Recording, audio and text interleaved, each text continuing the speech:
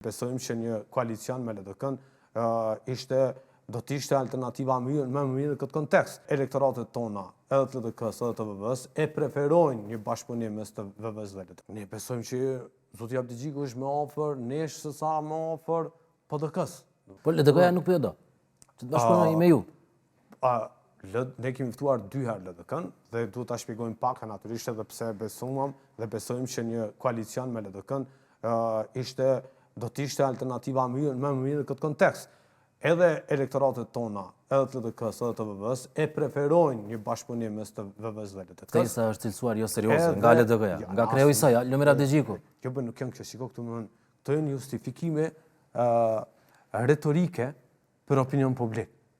Pozicionimi është tjetër gjë, justifikimi i pozicionimit për publikun në situatat saktuar, ko pas ko bëhet në mënyra të ndryshme.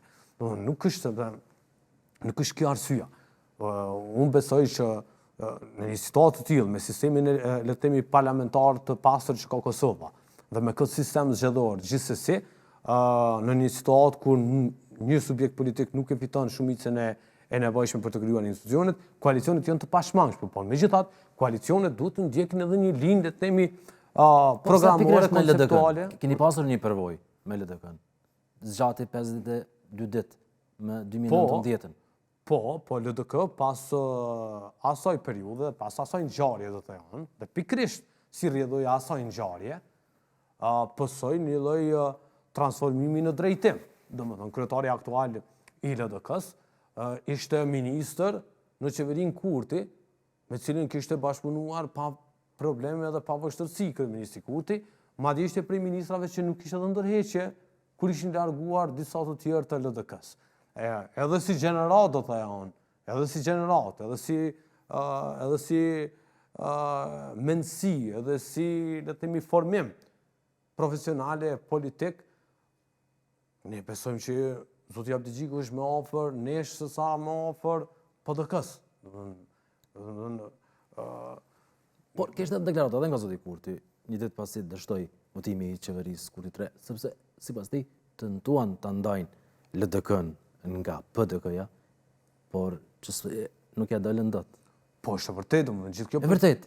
Po vërtet është përpjekja ishte për ta shkëputur LDK nga PDK, që ndërtojmë një koalicion qeverisës për mandatin e ardhshëm 4 vjeçar, me një shumicë të mjaftueshme, po them, jo vetëm për të marrë vendime dhe për të miratuar ligje, por edhe me një shumicë të mjaftueshme për të zgjedhur presidentin dhe për të miratuar ose ratifikuar marrëveshjet ndërkombëtare, që janë një mori marrëveshjes në pritje shumë të volitshme, shumë në interes të Kosovës, nga plani i rritjes i Bashkimit Evropian tek marrëveshjet të ndryshme me HUA, kredi e grante për shtetin e Kosovës nga organizata dhe fondacione të ndryshme ndërkombëtare. Domethënë, një shumicë e tillë do ta mundsonte një qeverisi le të themi unë. A keni bërë ndonjë ofertë më konkrete LDK-s apo vetëm ftesë për takim për diskutuar më pas hapatutje?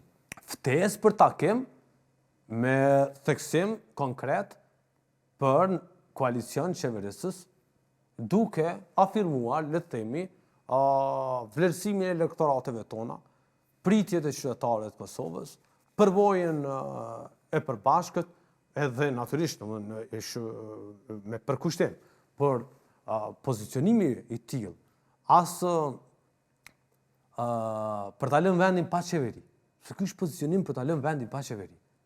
Është anakronik, është absurd. Ata mund të thonë që përgjegjësia është te vetëvendosja si fitues i zgjedhjeve. Jo, nuk mund të thuash, shikoni, nuk mund të thuash përgjegjësia është te vetëvendosja. Vetëvendosja ka përgjegjësi natyrisht për ta ndërmarrë veprimin e parë, veprimin e dytë, veprimin. Por ata mund të thonë, mund ta ftojnë vetëvendosje PDK, mund ta ftojë AK-n, sepse në zgjedhje lokale. Po si zakonisht në demokracitë parlamentare,